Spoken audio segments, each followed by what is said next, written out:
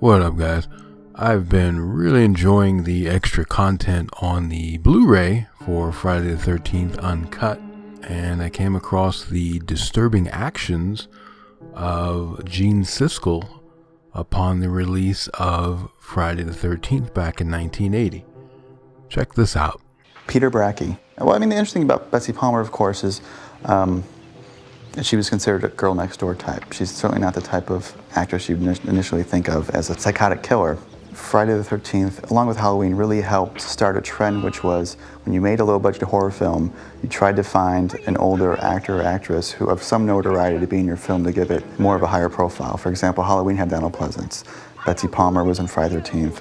So by getting her into the film, it gave the film a little bit more of a cachet with older viewers and a little more of a prestigious air, even though it was low budget.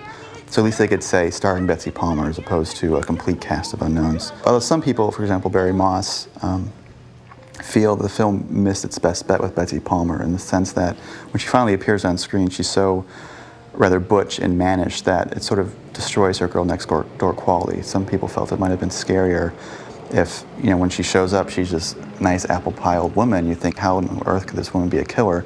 But now in the film, when she shows up, the minute she appears on screen, you're like, oh, it's the killer, because she's so, you know, completely, obviously psychotic at that point. And they also cut her hair very short. They gave her a very masculine kind of look with a sweater and very bulky. So it's kind of ironic that they would cast her against type and then not use that type. But other than that, it did work very well because it generated a lot of controversy for the film. It certainly outraged a lot of her older fans who felt she shouldn't do a film like this. You know, there was one of them, Siskel and Ebert. One of them was fit to be tied because I had done this movie. How dare I let my viewing audience down by playing this horrible woman? All I know is he said, you write to her and just tell her you know what you did. So there were people who were disappointed in me. But you know, you can't go through life worrying about that. And actually what's interesting about that is a lot of other critics actually came out against Gene Siskel because of that.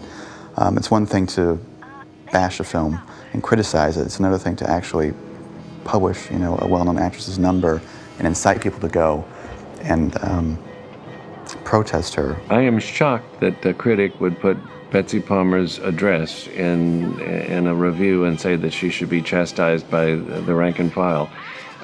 That's a horrible thing. I mean, if you don't like a movie, just say you don't like it. But I don't think that kind of that's ghastly. Well, the funny thing is, he actually published the wrong address too. So she had someone told her, I think years later, she had said, and she had no idea because she never got a single letter.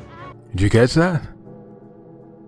So he tried to dox her back in 1980. Wow. What a sense of entitlement. How irresponsible. With all the crazy people running around in the world, especially in 1980.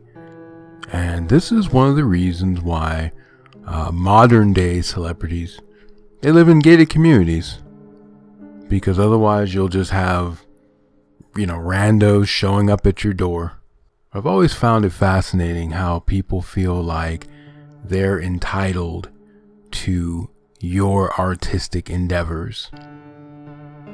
But I definitely like Betsy Palmer's attitude. You know, don't worry about what people think about you. You know, you get out there and do your thing. Over on Friday the 13th franchise.com, Jason Parker actually found one of the original reviews. And if you look in the lower right hand side, you can see where he published some of her information in this article. Alright guys, thanks for checking out The Dope Show. I'll also leave a link to the article if you guys want to check that out.